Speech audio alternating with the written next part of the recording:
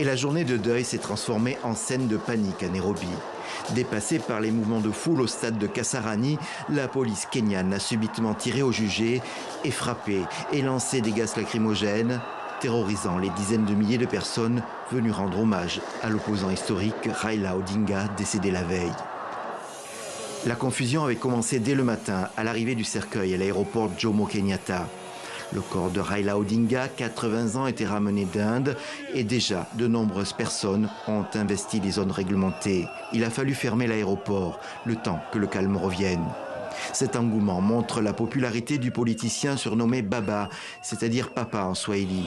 Il était une figure de la communauté Luo et s'était présenté 5 fois à la présidentielle. Aujourd'hui, Baba, tout le monde est en deuil. Non seulement le Kenya, mais l'univers entier est en deuil.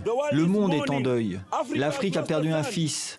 Votre mort ne peut être comparée qu'à une seule mort sur cette planète. Elle ne peut être comparée qu'à celle de Madiba, Nelson Madiba Mandela en Afrique du Sud. Je me souviendrai de lui parce qu'il était une personne humble, une personne qui envisageait les choses pour qu'elles profitent à tous.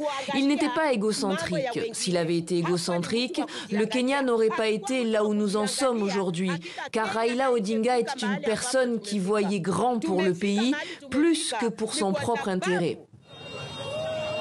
Commence alors un lent et difficile défilé pour rejoindre le centre de la ville.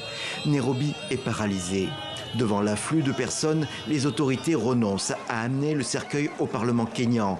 Le cortège est dérouté vers le plus grand stade de la ville. Il faudra déjà l'intervention musclée de la police pour qu'ils puissent pénétrer dans l'enceinte. C'est donc dans les coulisses du stade que la famille et les officiels ont pu rendre hommage à Raila Odinga. Son corps est recouvert d'un tissu orange, la couleur de son parti.